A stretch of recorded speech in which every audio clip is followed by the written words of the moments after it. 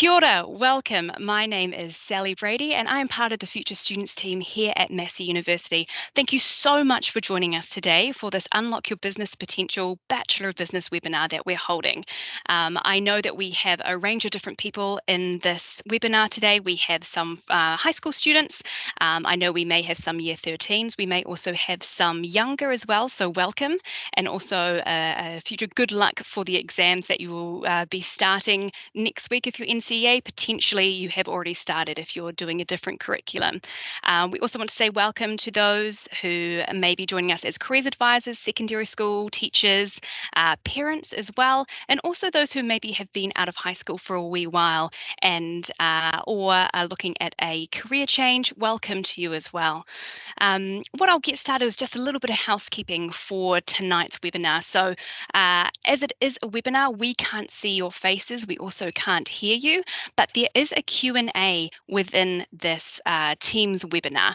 Please ask us questions. This is what we're here for. So if you have any questions throughout the next sort of 30 to 60 minutes, please just chuck them in that Q&A. Our chat is disabled, so if you do have any questions, just go through that Q&A settings.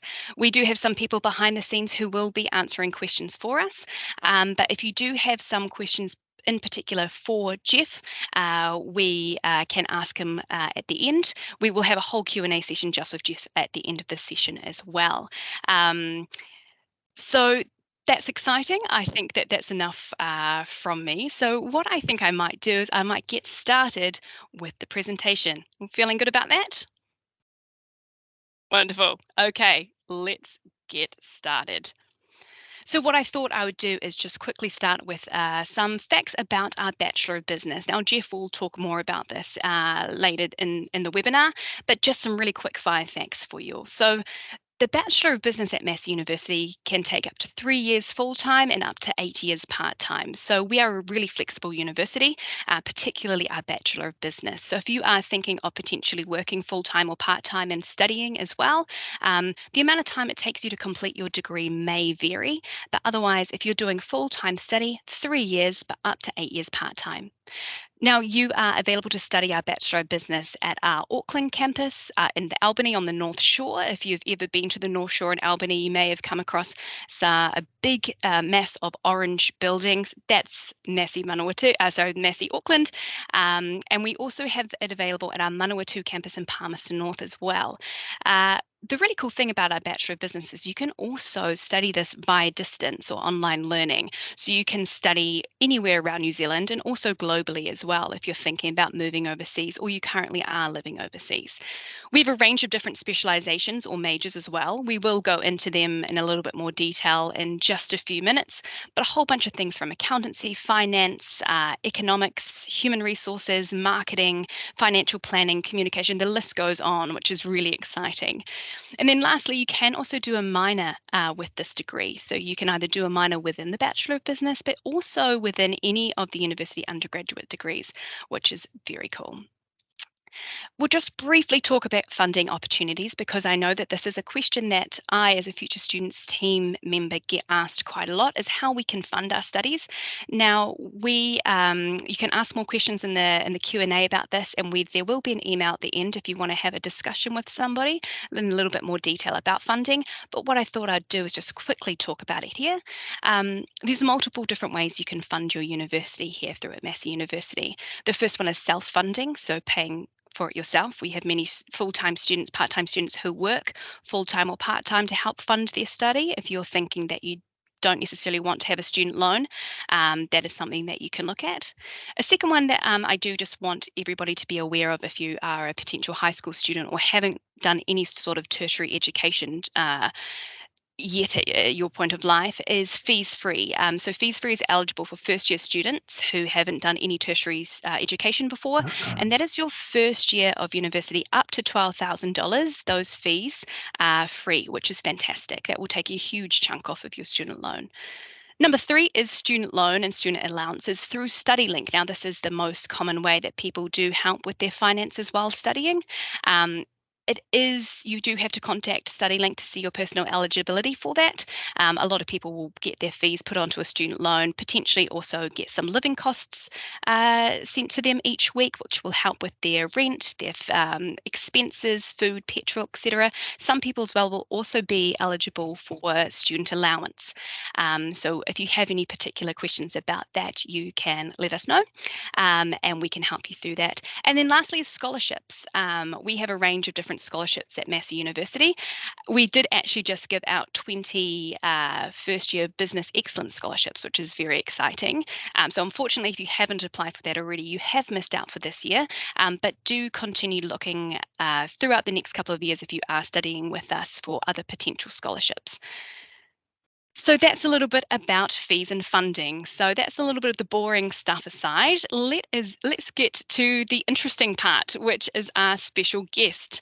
So I would like to introduce our special guest today, which is Dr. Jeffrey Stangl, who's a director from the Massey Business School. Thank you, Jeff, so much for joining us. Now, if you don't mind, I'm just going to say a little bit about you so everybody knows who you are. So Jeff has a unique blend of experience in both business and academia. So in the business world, he's been heavily involved in innovative startup companies where he's had a hand in everything from business development to managing finances. He's very passionate about two key areas, which is enhancing financial know-how and also investor education.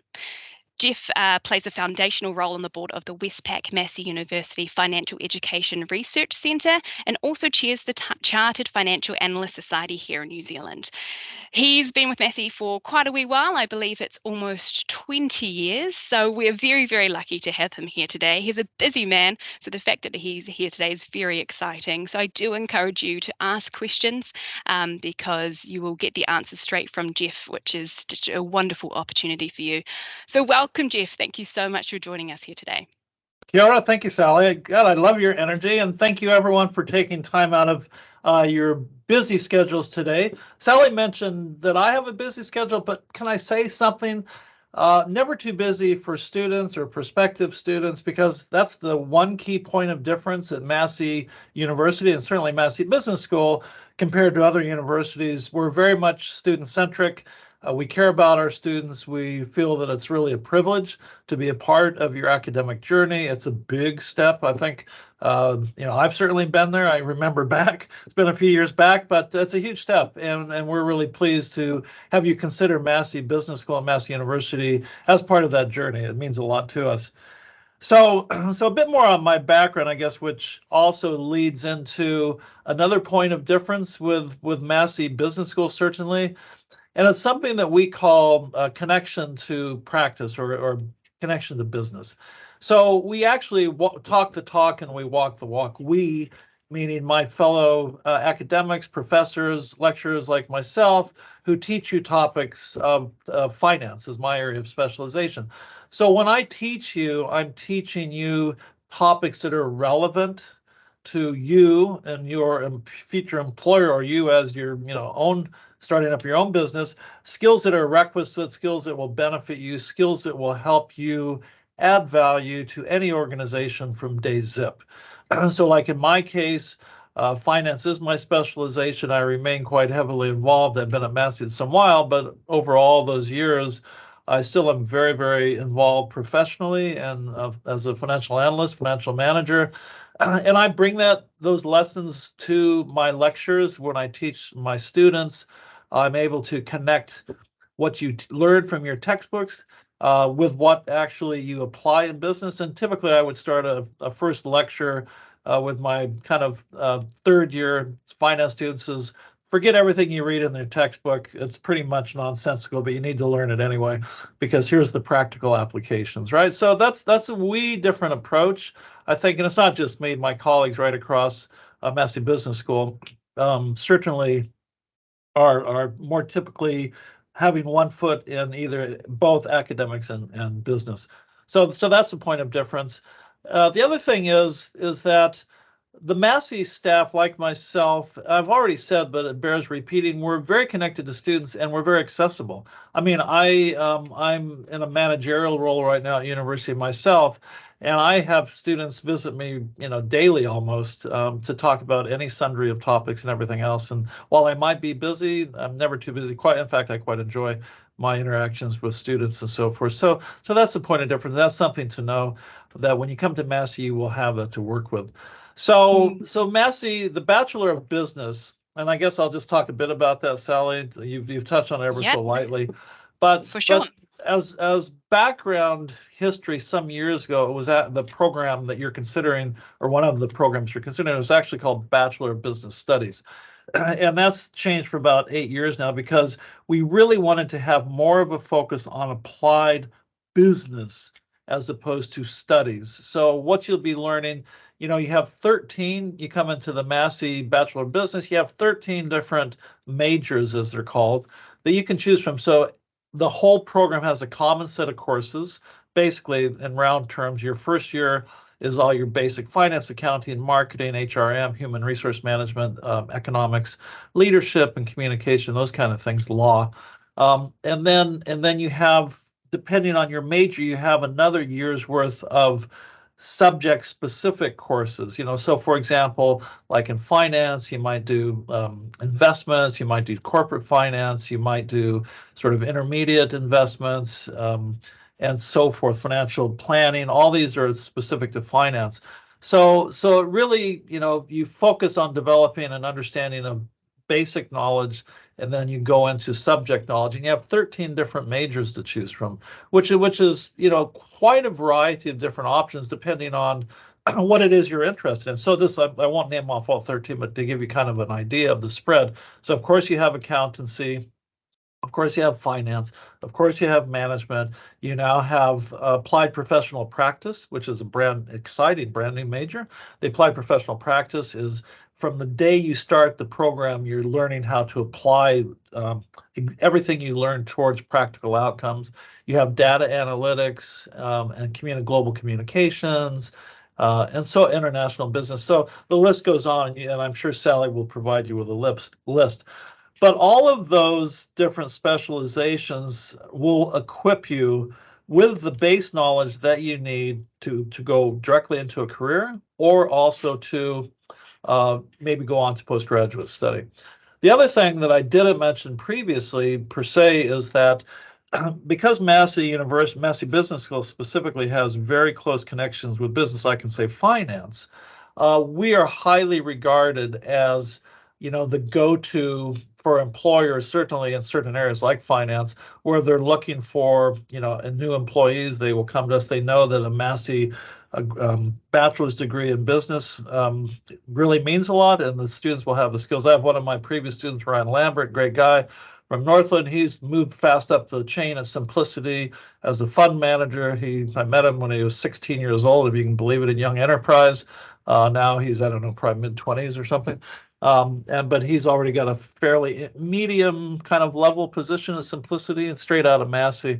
And to give an example of what I'm talking about in terms of employability, Simplicity is another good case where, when I was visiting their last, they had employed Massey students who had yet to graduate from finance. So like third-year students, because of the high regard that they have for the outputs of the students that come through our programs. So those are the functional areas. And probably, every university, short of the other differences that I've spoken about, our student-centric kind of approach, our connection to business, are different. But, the other universities teach you the same core functional areas. But the other point of difference to the Bachelor of Business specifically are what we teach you, what we call as portable skills. Because what I mean by portable skills, the skills that you will learn when you study accountancy, that's a technical competency. But portable skills are skills, because everything is changing so fast, skills that you can take with you no matter where you go in your careers, whether it be from marketing to finance to HRM to international business and so forth. And what are those skills? They're called the 4 C's. So every single course that we teach in the business program embeds in it core competencies. There's a C right there: critical thinking, number 1, communication, number 2, collaboration, number 3, and creativity.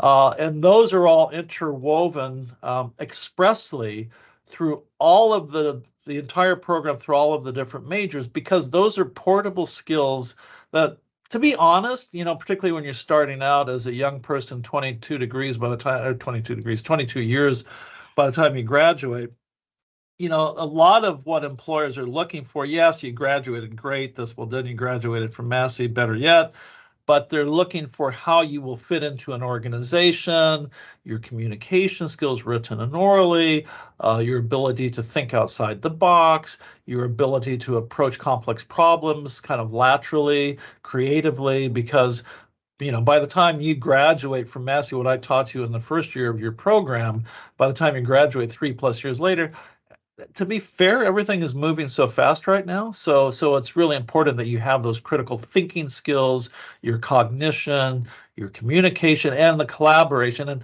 that's kind of a plus or minus to be fair with you. I'm dealing with a bit of that right now because it's the end of the semester. Collaboration means teamwork.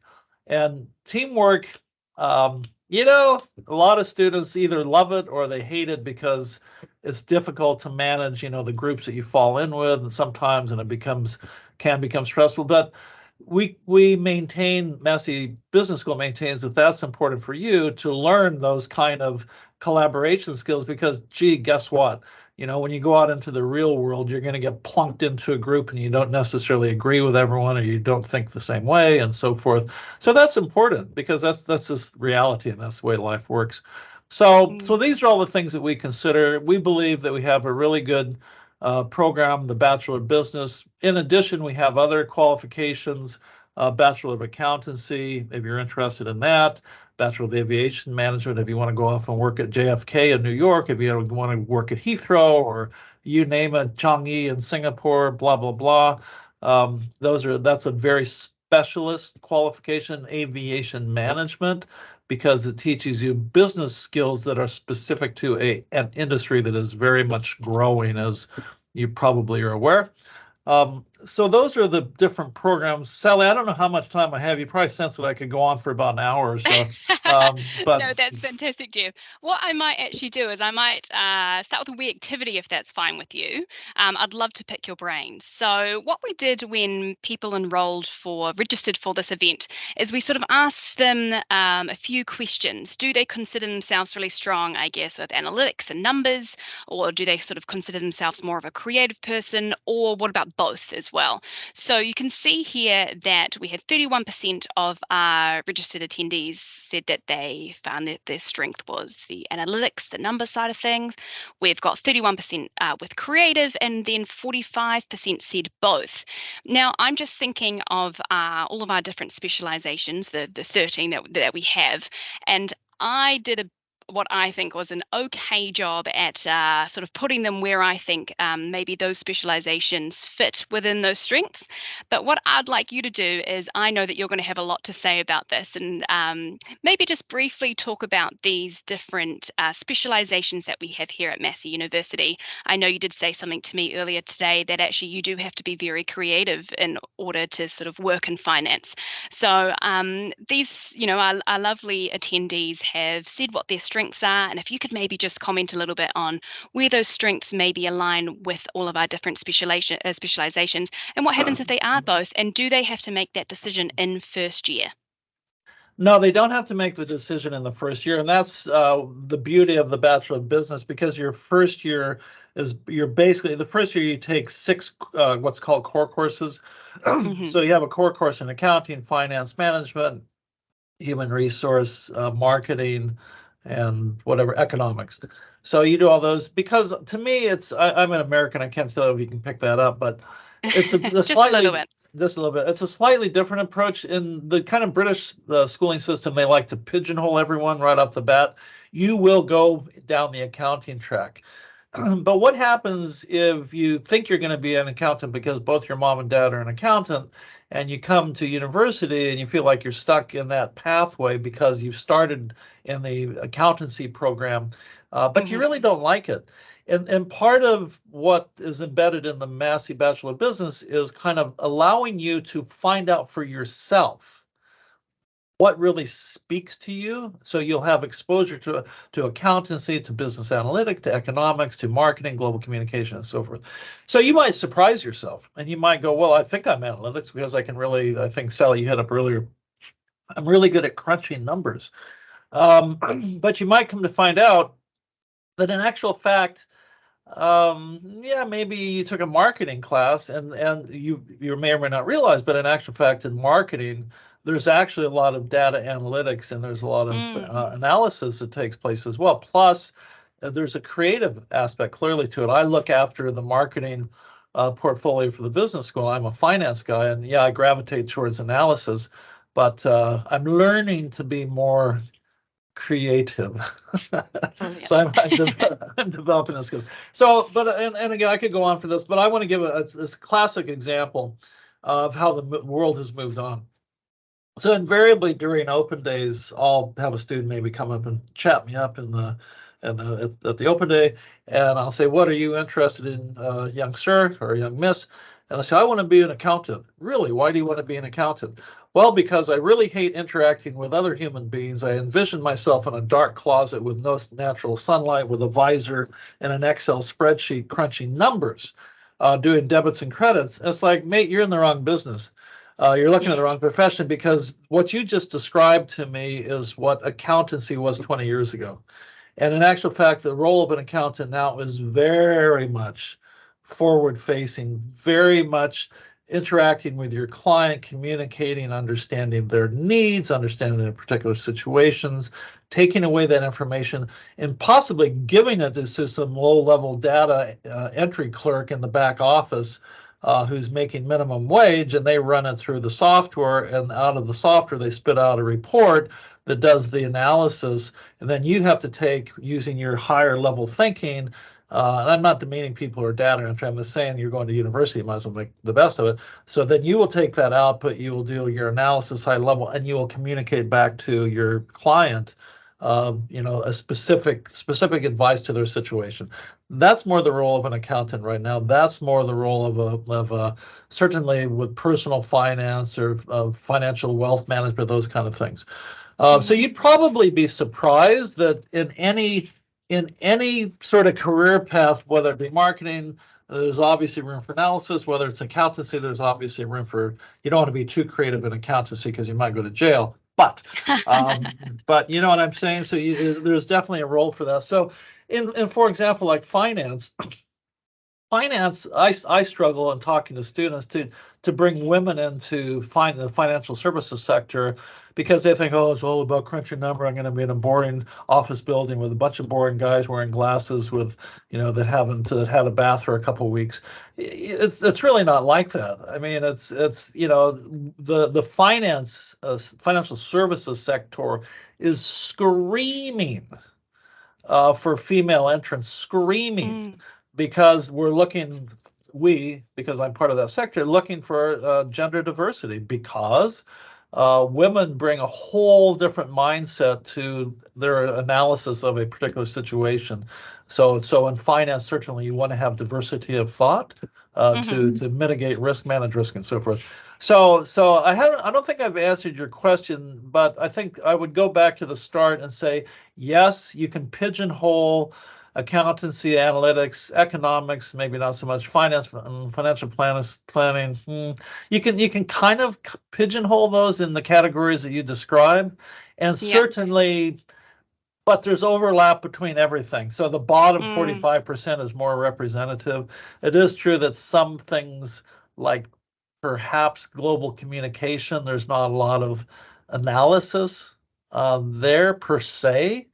But that would probably be the one exception. I mean, marketing, there are aspects of marketing, as I've already touched on, that, yeah, if you're creating the creatives for marketing, the artwork, and if you're doing the copy, the text, and all that kind of thing, that is more creative, truly. Okay, but you're going to go. You just need to sample the different offerings of the 13 majors. You'll have exposure to the 6 functional areas of business at the start of your Bachelor of Business, and you might be surprised with yourself where you end up. Last thing I'll just say, apologies, Sally, because I talk too much. Is, what we're encouraging you to do at the business school is to find your passion.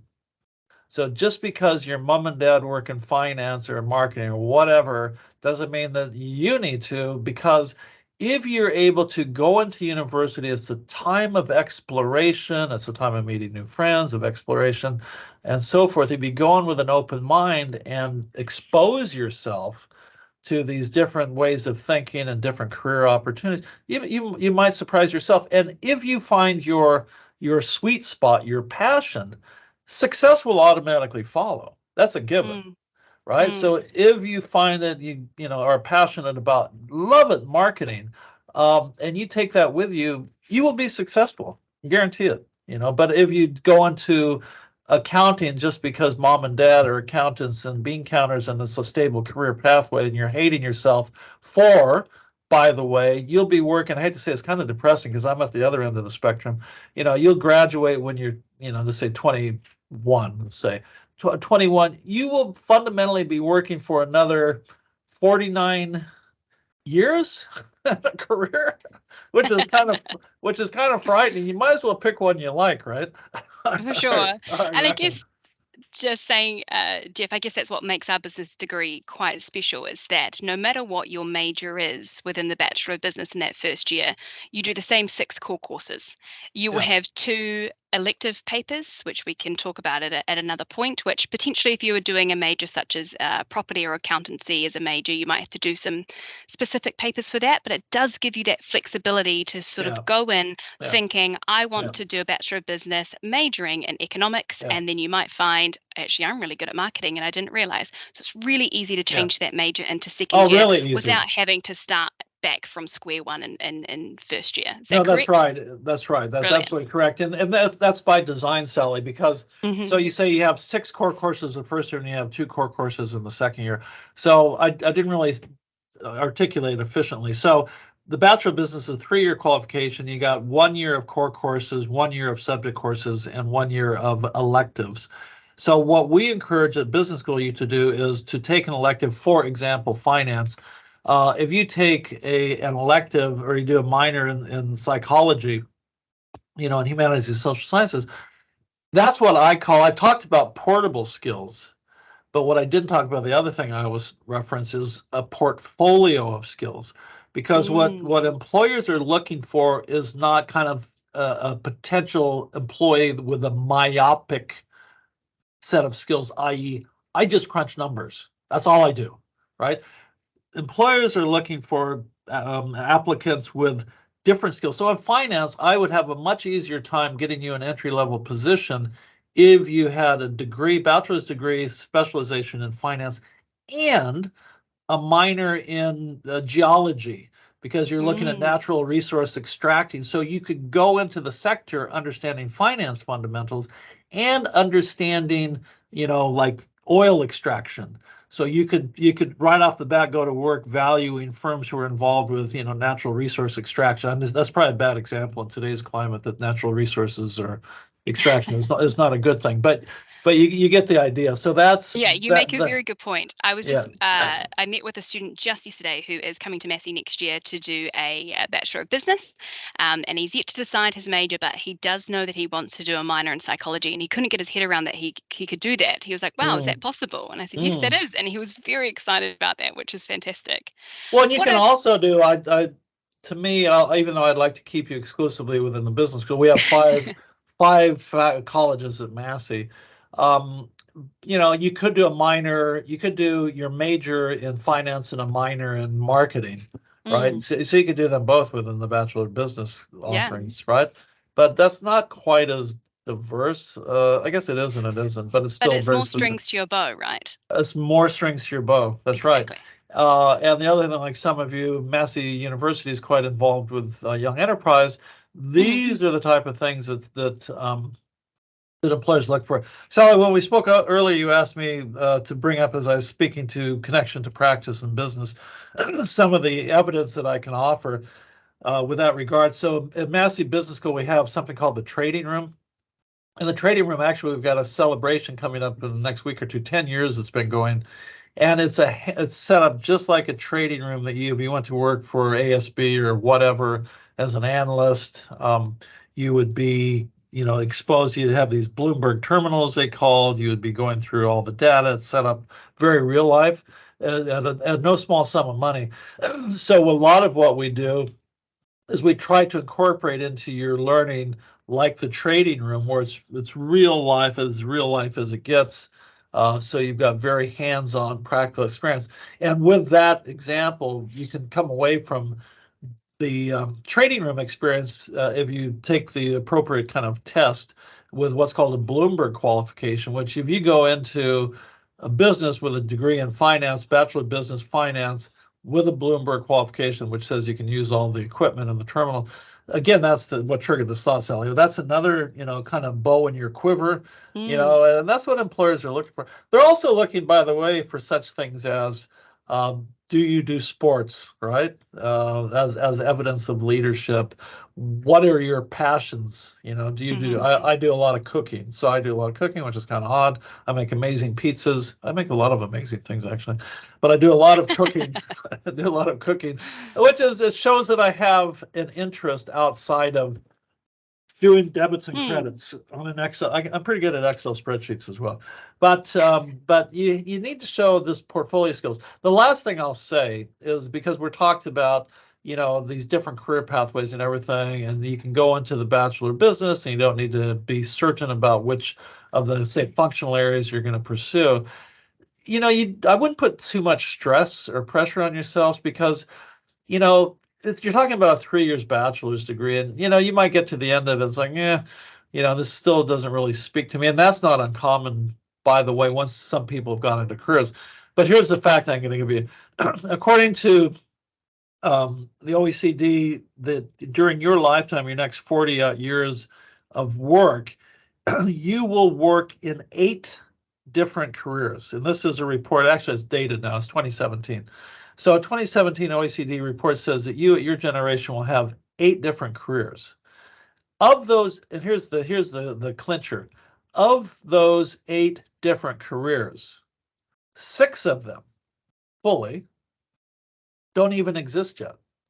Wow. Which goes back to my point about teaching you, as we do at Bachelor of Business, our unique proposition is teaching you the portable skills that will port you to success in those 6 different career pathways that you will follow that don't even exist yet. I mean, it's bizarre if you think, for example, I was thinking of this the other day when I was sitting at the airport. Every single person had their smartphone out. The first smartphone, Apple smartphone, was introduced in New Zealand in 2007. 2007. So what are we talking? We're talking 15, 16 years ago, right? 16 years ago. Can you imagine life without that? Airbnb, can you imagine life without that? Can you imagine your digital banking? When I came to New Zealand 20 years ago, it was kind of there, but it wasn't quite. People were still writing checks. Airbnb, if you talk about Uber, good God, Uber, Airbnb, smartphones, blah, blah, blah. I've used all 3 of those apps just in the past 24 hours. That's right. And none of those existed 10 years ago. Yeah. Right. And you're going to have a 40-odd year career. So you need to kind of be thinking broadly. You need to be, kind of really acquiring the portfolio of portable skills that will enable you to have successful careers over. That's really actually depressing. But as you would be depressed and good God, I got to work for 49 years. That's actually. But what an exciting time as well. What we might do now, Jeff, is we might actually just move on to the Q&A. So I've got a bunch of questions here, some that you actually have already answered. But I'll ask a bunch, and then we will go on to the chat as well. I'm sure that we've had a few questions already that have been answered by some people from my wonderful team, but there may actually be questions specifically for you. What I would like to do actually is just pick your brain a little bit more just on what we literally just talked about, which are the jobs in the future that don't exist yet, and the portable skills you say. Can you talk about what are some of those skills potentially? What are some of those skills that you would learn in particular at Massey Business School that would help see you into this, I guess, the next, 49 years? 49. So the skills I touched on, but it bears repeating. So I said four C's, but actually, in fact, it's five C's. And I kind of use that so you can frame it up quite conveniently in your mind. So the five C's are this of portable skills. So first of all, critical thinking, right? You have to be able to think outside the box, right? And you have to be, you have to just really ask the why, how, what if questions. That's what we teach you at Massey Business School. Okay, critical thinking. Communication is everything. And I'm not talking about writing reports, which, unfortunately, in my current role, I do a lot of. I'm talking about public speaking, which I tend to do a lot of as well because I enjoy it. But communication is paramount, absolutely paramount. So critical thinking, communication, collaboration, I've talked about. So working with other people. Fundamentally, I know whenever I'm involved with interviews, I don't know, Sally, I might have been involved in your interview. I can't remember a few years You were, back. actually, yeah. So I think, one of the things we look at is how you're going to fit into an organization. Do you exude are you someone I want to be around? Because fundamentally, you get employed, you're going to be in a tight group of people, and you don't want to have some real jerk, to be fair. And, we make those mistakes from time to time. But, so you want to be collaborative. You need to be creative. Okay, I'm going to go back to collaborative. The other reason you need to be collaborative is because today's problems have become so complex that it's not I know accounting, so I don't know why I pick on accounting. I'm an accountant by nature, actually. I'm an accountant, so I can solve all the problems of the world. But in actual fact, what you find that through collaboration to solve some of these more complex problems, you need to have a marketing perspective, you need to have a financial perspective, you need to have an accounting perspective, and so forth. So there's too much information for one person, is what I'm saying. Yeah. So you're going to have to collaborate. Okay, so it's like critical thinking, collaboration, communication, creativity, because creativity primarily what that C means is you need to be able to visualize tomorrow, because tomorrow is going to be here so quickly, and you can't use the one size fits all of, well, it's like, it's always been this way, so therefore it's going to be this way for the next 100 years. That's not the way the world works. So you need to be creative in your outlook, and when you're approaching problems, be able to kind of get your crystal ball out and think outside the box. The last thing, the fifth C that I throw in here just in recent years is community. Because with community, I mean, everything right now, particularly your generation, rightfully so, we work as a community. A community of practice, i.e. within your profession, a community within your living environment, a community within your environment generally. So you have to think holistically about what is the impact of what your actions you're going to take in managing and setting out your strategy for Fonterra going forward for the next 10 years, right? And how is that going to impact the community? Because there's a carry-on effect of you're destroying the environment, you're destroying the lakes and the rivers, and you're creating greenhouse gas emissions. Well, you know what? More community. You're not going to have any more community, right? So I'm sorry, I talk too much. I have very long answers. So. No, it's fantastic. We're very lucky to have someone of your expertise on this webinar. What I might just do as well, we talked about a little bit about those majors that we offer earlier, and there is one that people may not be that familiar with, and that is a brand new specialization that Massey Business School is offering next year, and that is applied professional practice. And I was just wondering if you could go into a little bit more detail about what that is, because I'm sure that we have some people in this webinar who are maybe not quite sure what they're wanting to study next year, or whatever year that may be that they choose to study. So could you maybe go into a little bit more? I mean, everyone sort of knows what accountancy is or marketing, but what is applied professional practice? So applied professional practice is basically what it sounds like. It's a response to our employers who have said, look at Massey Business School. You're training your students up, you're giving them all these different skills, but yet in some ways they're learning how to be an accountant or a marketer or a manager or financier in isolation, and we're really wanting students with basically hands-on experience. Mm-hmm. So from day dot, you're still going to have to do the 6 core papers, 8 core papers in total.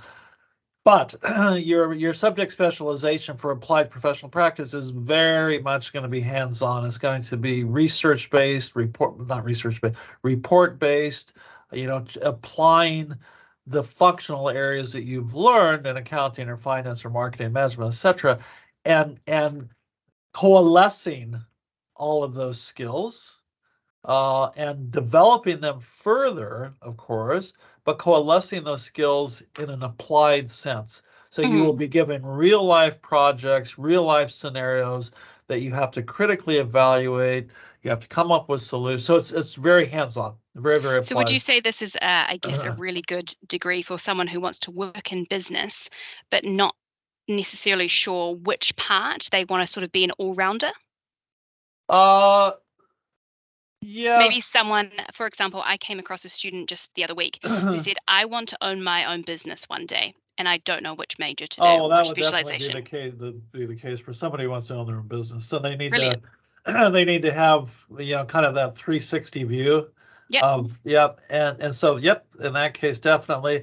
Cool. And also for New Zealand specifically, where and I guess that's where the market demand comes from, the employer demand for this particular specialization major is New Zealand is an economy populated by SMEs. Last I saw, where an SME is roughly a firm that has 20 or less employees.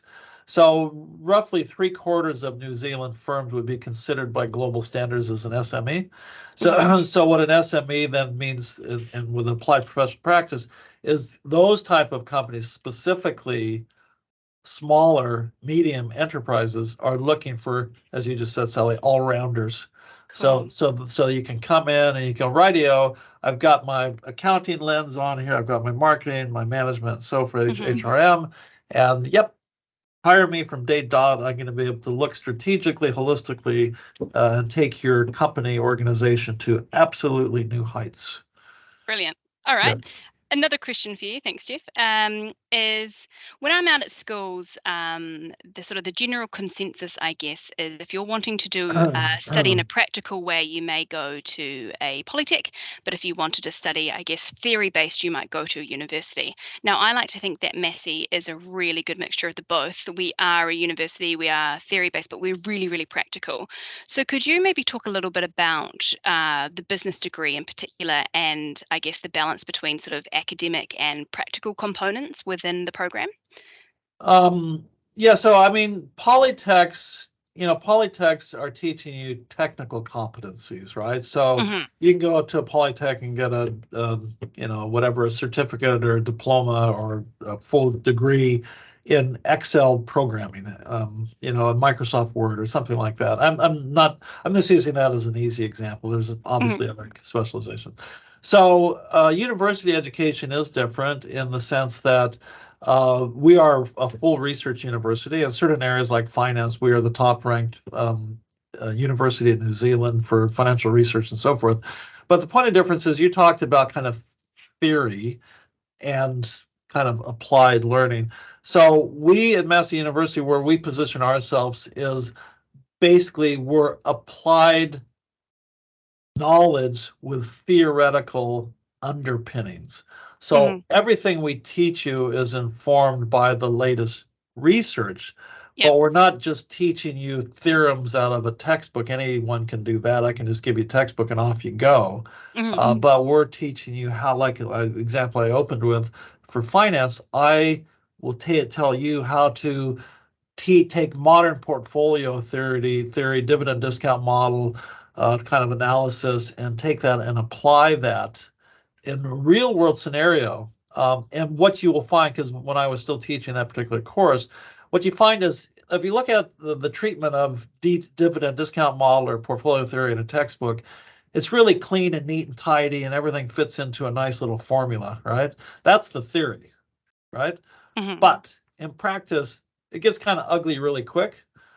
So that's our point of difference. Is when I would teach, as an example, teach you the theory, but then I would have, for my assignments and so forth, there was a lot of hands-on analysis. And what I sought to teach my students was that, like I say, data's dirty, data's ugly. A model, theoretical model, is the best case example. I'm still teaching you the modern portfolio theory and Fromm and French three-factor models and all that kind of carry on, but it gets ugly really, really fast. So then I teach you what to do once your beautiful theoretical model blows up in your face. What do you do then to make sense of it all? Mm-hmm. You know what I'm saying? Yeah, so earlier we mentioned the trading room, which I love. It's a really incredible room within the university. Now, I'll be the first to admit I don't know a lot about finance and in particular the stock market and all things, but you go in and you can see on the share prices, the live, going across the screen, there's all the different clocks and you've got all the really fancy equipment. And I know that is something that you do with your business students and your finance students. You use in a really practical way of learning. Are there any other examples you can sort of give? Are there internships or placements within any of these university degrees? That's the best example actually, is internships. Yeah? Because Cool, every not every major at this point, probably I'm just going to guess here, probably 8 or 9 of the 13 have like either capstone courses where you integrate everything you learn, that have a practicum, as it's called. And then internships are very much a part, like you do marketing, you do finance. We have internship papers, which count against, as an elective, against your 360 credits, your 3-year degree.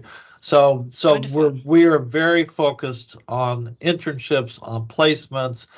If that's not possible, it's not always possible, because we have 1,000+ students every year, and not every student's interested in an internship.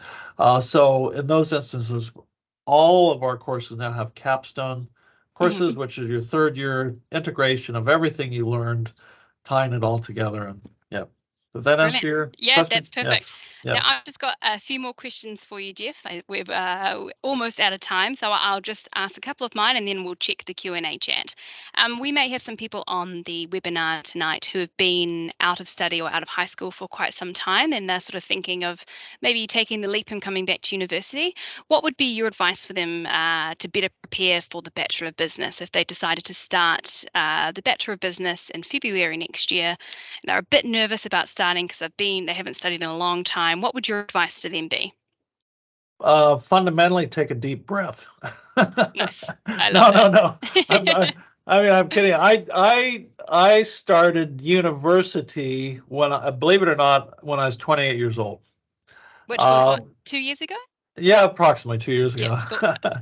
Yeah, so when I was 20 years old, because I had had a successful business I ran for 10 years, and I just anyway, I sold that, and I really got the itch to go to university, which I did.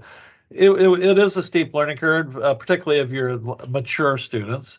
You're talking probably maybe someone who's been out a couple of years. It can be maybe a bit daunting initially, but the one thing I'll say about Massey, and I don't say this lightly, Massey staff really, really support their students, and I can say personally myself, I love quote unquote mature students. I love them, because they're the ones that come into class and they ask the questions, they're engaged, they're getting more out of, generally speaking. They're active learners. I like myself, when I started university 28, I must have been a right pain in the rear end, because I ask a lot of questions. I still do, so I still annoy people.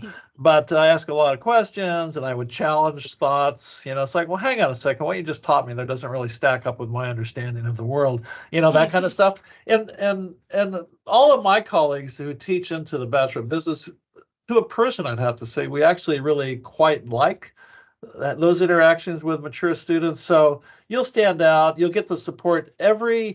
Every course you're enrolled in has a requisite open door policy to your lecturer of 3 hours a week, right? 3 hours a week. So you don't need to go in and have a topic that you want to sit and talk about necessarily. You can just go plunk down at my office like, Jeff, you got office hours from 9 to 12. Here I am. This have a big talk about the current world situation, whatever. I'm obliged, but again, I consider it my privilege to get to know you, to have a chat with you. Blah, blah, And blah, I blah, guess blah. that is also a benefit of coming to a university like Massey University, where we will have, like you said, many business students, but they are also separated across a few different campuses. We have our Albany campus in Auckland, we've got a Yeah. Manawatu campus Yeah, yeah, yeah. in Palmerston Yeah, North, we do have a yeah. Wellington campus with some of our communication students, and we also have online. So although there may be a lot, hundreds, if not 1,000 students studying Yeah. that first year of business, the class sizes, once you break up down, if you break it down to campuses and class sizes for the different majors, they will Pretty be much small. smaller. Yeah. So you will Yeah. have that personal Yeah. relationship with your Yeah. tutors. That's That's right. fantastic. That's right. And if you compare it with, I know, for example, at one university over the bridge in Auckland, they will have in accounting, I'm familiar with, and they're quite proud of it. They will have double streaming fundamentals of accounting program that they will double stream. What I mean by that is they'll have 2 lecture theaters. They will have the teacher lecturer live in one, and then the other theater of 300, 250, 300 will be live streaming the lecturer in the next room over.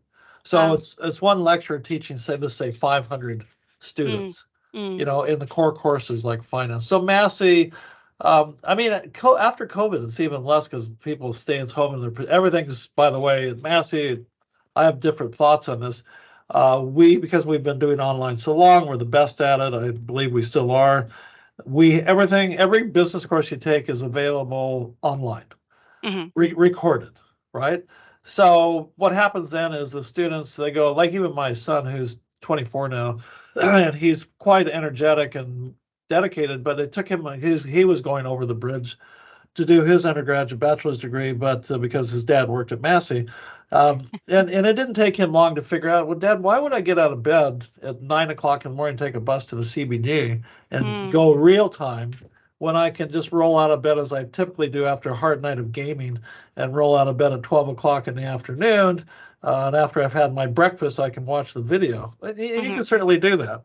The reason I'm of mixed mind on that is because my colleagues kind of get irritated when I say this too loudly, but it's my belief that the reason what you get out of your university experience is probably a third what you actually learn. Mm, And certainly a third is going to be who you meet and the connections you make. And yeah. the other third is going to be how you develop your kind of life skills, your social skills, your kind of thinking skills in different situations, blah, blah, blah. And if you're just lying at home watching your lecture in bed at 12 o'clock in the afternoon for 2 hours, not showing up to class, Mm. you're kind of shortchanging to my view. This is the personal, So perhaps an what about old. Jeff? We obviously, you mentioned just before, Massey University is the leading university in New Zealand for distance study. We've been doing distance study for over 60 years, obviously well before the internet, well before COVID.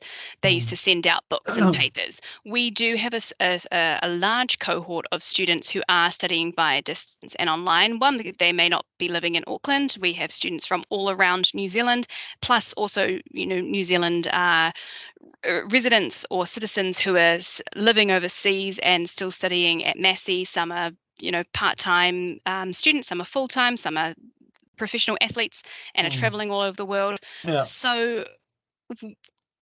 what is, I guess, the support that Massey, and in particular Massey Business School, can offer sort of our students who are studying online when it comes to interaction with lecturers and internal students? So you still Because have you all did say that. obviously it is better to be on campus, but that's not No, that's necessarily right. the That's right. be And all for thank you everyone. for picking me up on that.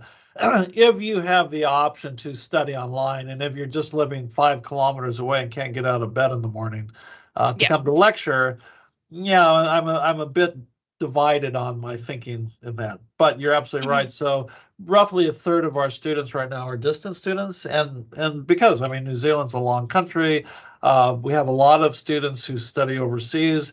I think somebody told me at one point in time the number of Olympic athletes who study at Massey, if you counted them up at like the last Olympics, we would be like, I think it was like the 8th largest country represented at the Olympics in terms of the number of athletes, because it's so huge, because they're scattered all over the place, and we have a lot of students. And anyway, so the support to your question, we have you have office hours virtual office hours at Oh, Massey. wow, cool. Yeah, so at Massey Business School, my wife, she teaches marketing.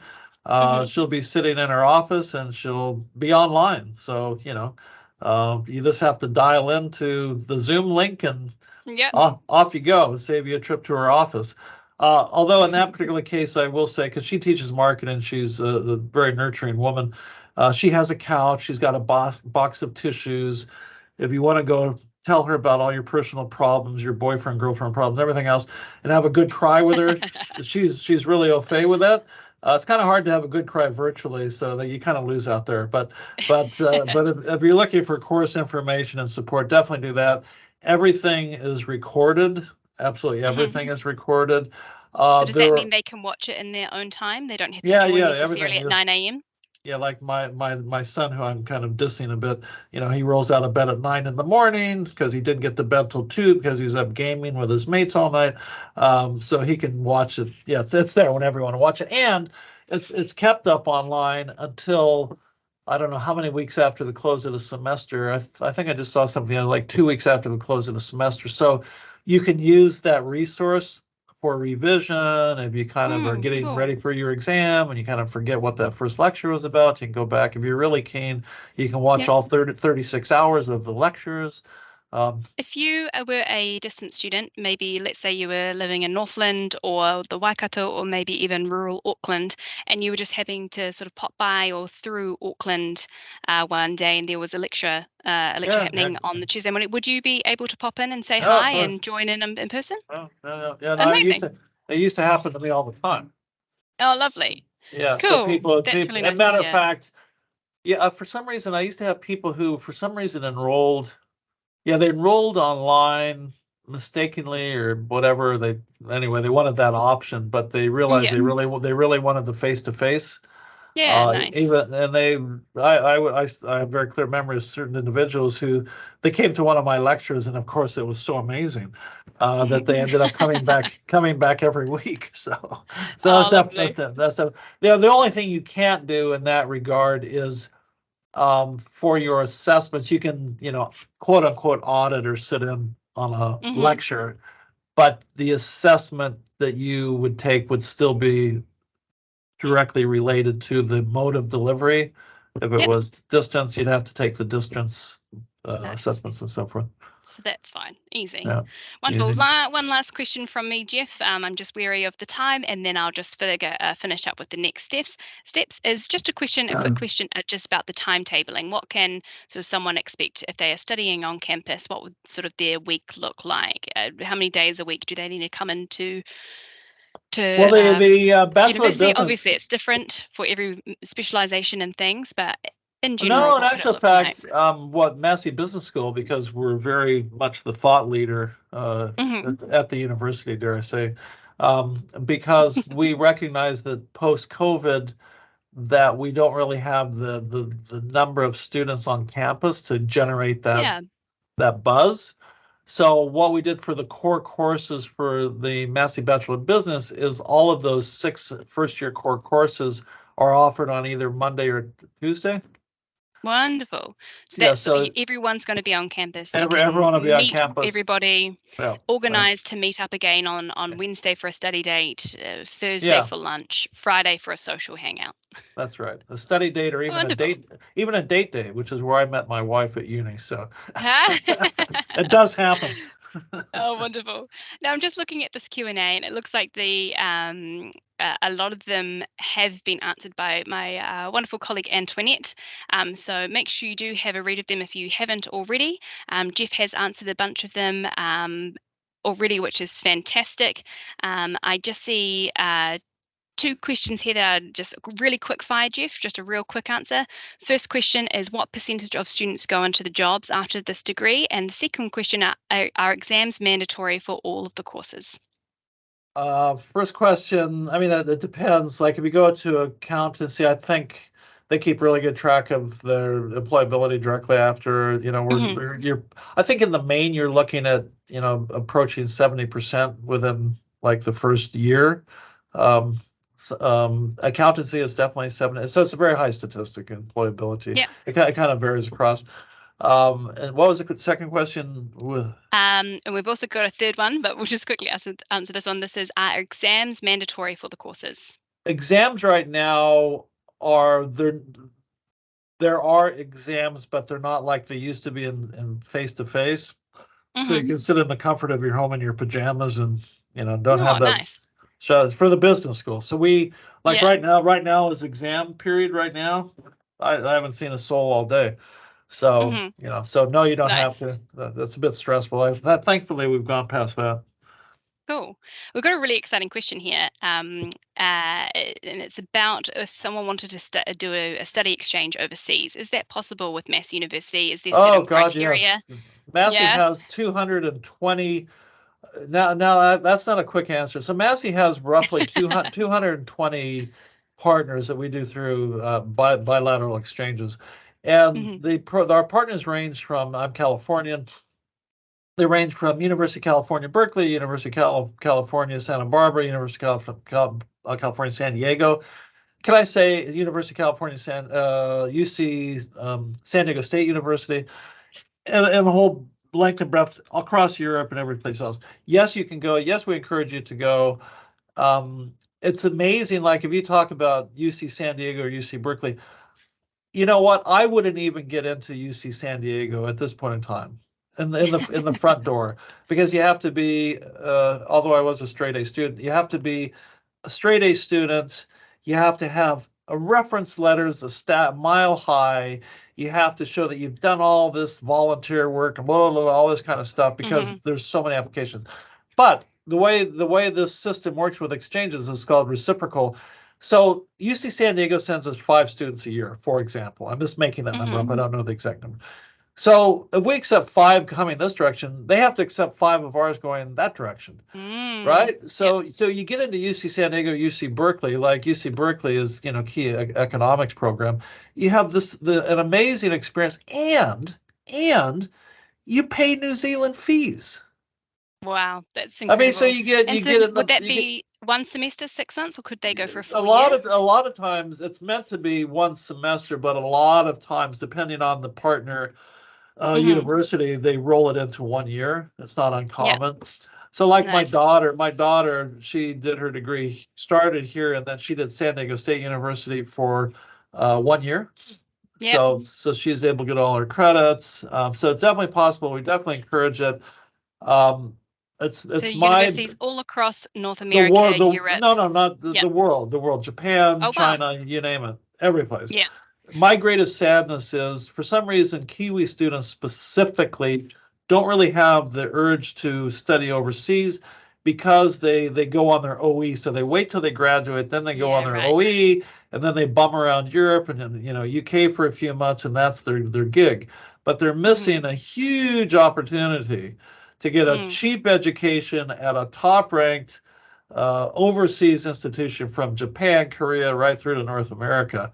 They're really missing out. I had a sponsorship from Fuji Xerox that just expired last year, that I had $20,000 available per year to give 4 students to pay for your airfares round trip to wherever you wanted to study, basically. I couldn't hardly give that money away. Wow, so that's good to know if you are interested in studying at Massey and doing an exchange. That one's expired, but there's other ones may come up. Yeah, definitely. I do know as well, on the Massey University website, there is a list of all of the universities that we do partner with, and it does actually also break it down to what you're studying. So you can plug it in. I think, and I approve. Like I typically get the approvals across my desk for the student wants to go to UC Berkeley. Do I approve their economics course for cross credit back to, because your degree is still Massey degree, but the credits you will earn at, I keep using UC Berkeley, but I have to recognize those as equivalent to my 115, 113 course, for example, or something like that, right? So it doesn't add any extra time onto your degree. You'll still graduate at the same time. You just get this amazing adventure overseas at domestic fees, which is absolutely incredible. You can go do an exchange in Paris. You can get, there's a university on the Champs-Élysées. You can be sitting on the Champs-Élysées sipping red wine with a Parisian wearing a funny little hat, and getting your, semester abroad and paying. Incredible. Maybe I need to come back to university. I don't know why students don't do that. I really don't. It annoys me. Can I be honest? It actually annoys me. We can make that our goal next year, Jeff, to get more students. Yes. All right, what I might quickly do is just finish off. I know that's been a long evening and people will need to go resume their study for their exams or go to dinner or look after their family and friends. So just really, really quickly, I guess the next steps is if you haven't already and you are interested for next year, you can apply online for the Bachelor of Business qualification. So it starts in February next year. If you have already applied, or maybe you are going to apply soon, you then can enroll for courses, which are papers, I guess. And if you need help with that, you can reach out to either of the email addresses that are just here, either contact at massey.ac.nz or futurestudents@massey.ac.nz. I also did email everybody today with the link reminding you, so you can also just email me directly. We can jump online and I can help you with that course selection. Also look into StudyLink, apply for student loan or allowance. So that needs to be done by the 16th of December. So those are your next steps. Potentially you're not looking at studying next year, but maybe in a few more years, or maybe not until semester 2 next year. These emails work all the time. Please just get in touch with us whenever you like. We would be happy to hear from you whenever. Please reach out. All right, what I might do now is just stop sharing my screen and say thank you one more time. Thank you, Jeff, for joining us this evening. You are just a wealth of knowledge and we're so incredibly lucky to have you here tonight. And I'm sure that everybody here learnt quite a few things from you. I did as well, and I've been working at Massey University for a year, so that's fantastic. This is professional development for myself. But yeah, just want to say thank you once again, and thank you to everybody who's joined tonight. I did have a few emails from people who couldn't make it last minute, either to prize givings or work commitments or family commitments. So this has been recorded, so we will upload it. If you would like a copy of it, please just email me and I can send you out a link. If you want to maybe share it with friends or family, or you missed something that somebody said, so you'd like to go back and listen to it, just let me know. Good luck for everyone who may be working on their exams, the NCEA exams or Cambridge or IB or whatever you may be doing. And I guess have a really wonderful next couple of months, the last few months of 2023. And please reach out if you have any questions. Thank you so much once again for joining us, and thank you, Jeff. You betcha. Thank you, guys. See ya. Bye-bye. See you later. Good evening.